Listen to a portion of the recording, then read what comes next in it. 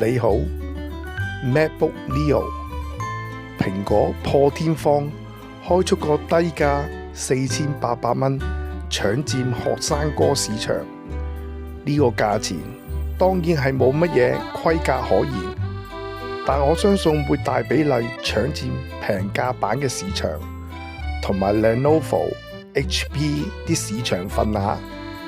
呢個設備對於影片編輯同埋網絡高端嘅遊戲當然感到吃力。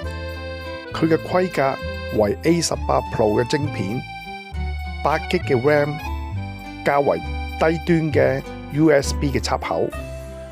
蘋果主要目的係搶佔學生嘅市場，將來佢哋係消費嘅新力軍，尤其佢為大專生同埋教職員提供教育假，將來佢哋出嚟工作時對設備嘅需求，同埋當佢嘅財務穩健嗰個時候，喺蘋果緊密嘅生態環境下，會為蘋果提供穩定嘅現金流，例如好似 iCloud 等。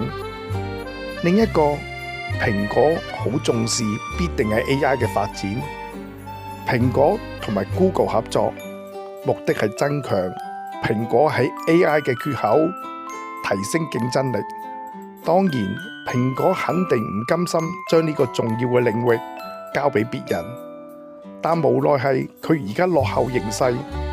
我相信蘋果仍然想主導呢個範疇，現時擴大市場份額，下一個戰場必屬 AI。